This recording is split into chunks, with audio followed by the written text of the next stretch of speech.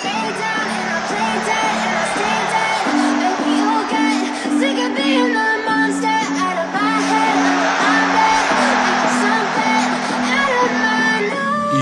trash did. The human trash did.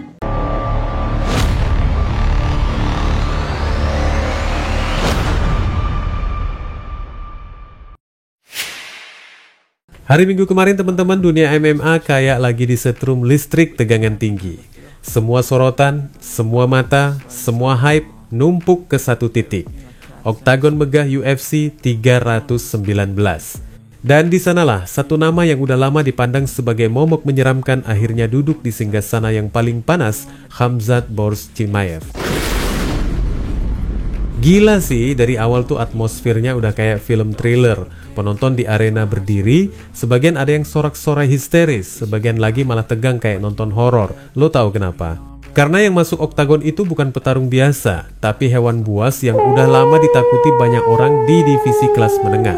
Dan malam itu Dricus du Plessis, sang juara bertahan, yang jadi korbannya. Pertarungan 5 ronde itu sebenarnya bukan sekadar fight biasa, itu lebih mirip kayak seseorang lagi ngelemparin boneka kain ke dalam kandang singa. Dari bel pertama, Chimaev langsung ngeluncur kayak misil Rusia. Takedown demi takedown diluncurin, ground control gila-gilaan, grappling yang bikin lawannya nggak bisa ngapa-ngapain.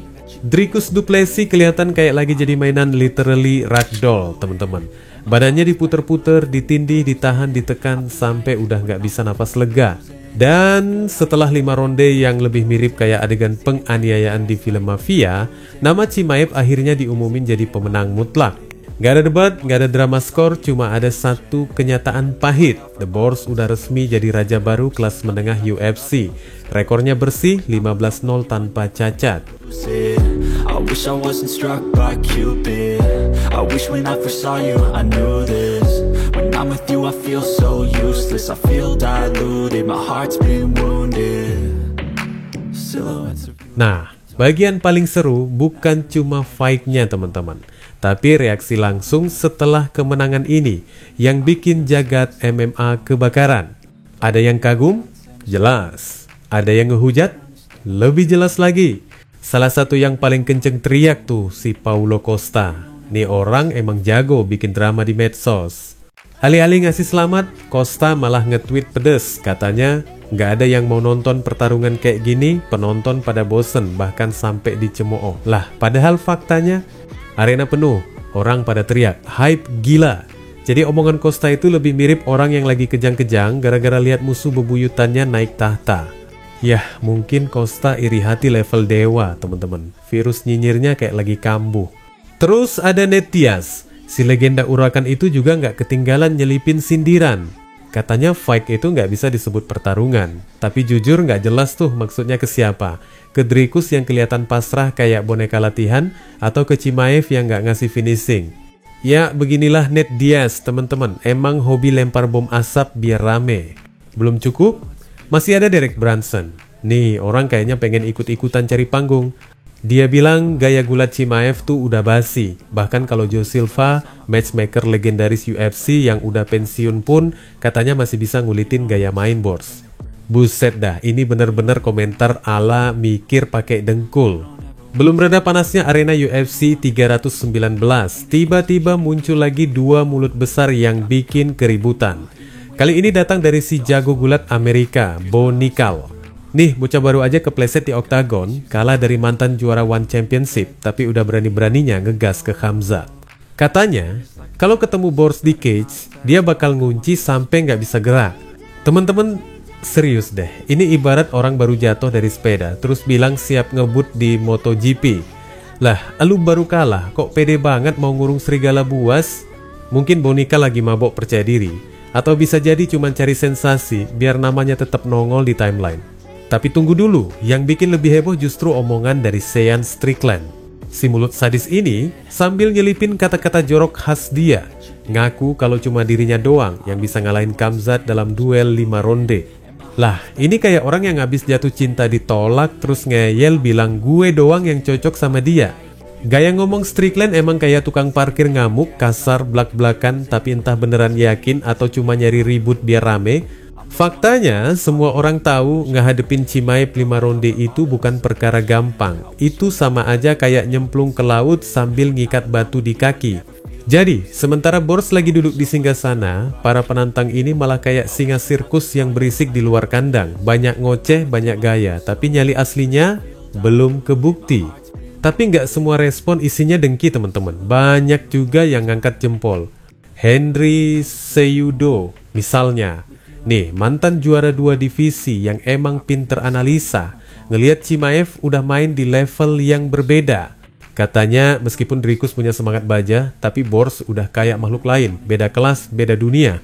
Dan menurut Cejudo, Chimaev bisa aja bertahan jadi raja selama bertahun-tahun. Belal Muhammad juga ikutan nimbrung. Dari awal Doi udah prediksi kalau fight ini bakal jadi makan siang buat Chimaev. Dan bener aja, terbukti gampang banget. Tapi, yang paling bikin kaget justru datang dari orang yang biasanya hobi bikin keributan, Conor McGregor. Alih-alih ngecengin, Conor malah kasih selamat.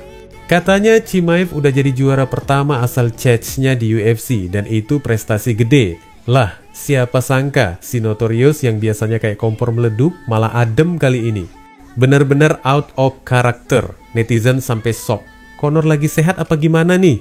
Michael juga angkat suara. Dia kaget banget lihat fight itu kayak penganiayaan 5 ronde. Menurutnya nggak semua orang bisa tahan digilas segila itu. Ayman Zahabi, pelatih top, malah naik satu level lebih tinggi. Dia percaya Chimaev bakal jadi juara paling dominan dalam sejarah UFC. Ngeri kali teman-teman kalau prediksi ini benar. Dan Terence McKinney, dia langsung ngecap Chimaev sebagai GOAT in the making. Katanya, terlepas dari haters yang ngoceh, Bors udah buktiin dia bisa bikin lawannya kelihatan kayak korban bully di sekolah.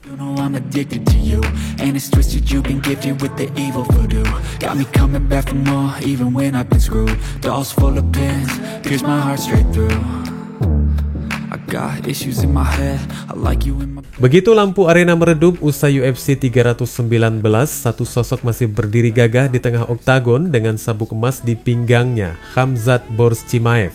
Sorotan kamera menelusuri wajahnya yang masih terlihat dingin, tanpa ekspresi berlebihan. Tapi di balik tatapan itu ada pesan jelas, perjalanan belum selesai. Menjelang duel perebutan gelar yang akhirnya mengangkatnya jadi penguasa kelas menengah, Bors sudah sempat ngasih kode. Katanya, kemenangan ini bakal jadi tiket emas buat balik tampil di UFC 321 Abu Dhabi. Dan benar aja, setelah sabuk resmi jadi miliknya, isyarat itu makin kuat. Di sesi konferensi pers pasca pertarungan, Chimaev ngasih sinyal kalau dia nggak butuh waktu lama buat balik lagi.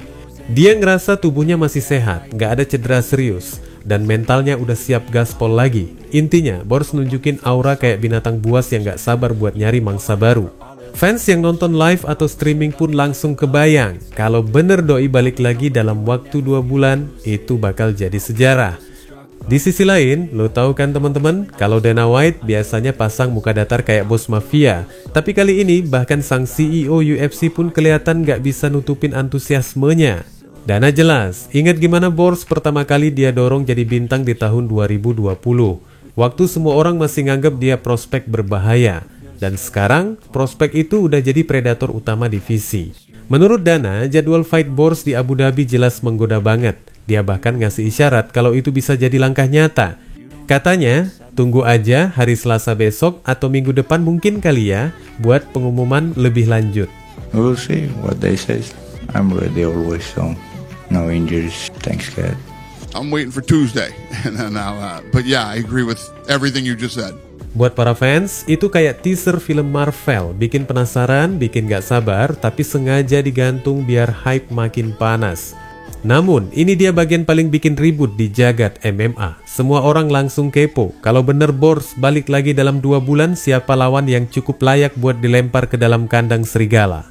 Divisi kelas menengah sekarang lagi padat kayak terminal bis pas lebaran. Ada nama Nassourdine Imavov, striker teknis dengan mental baja.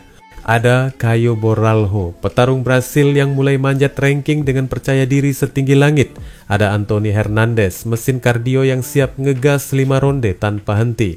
Dan bahkan ada nama besar kayak Reinier de Ridder, mantan raja dari One Championship, yang sekarang lagi coba unjuk gigi di pentas UFC.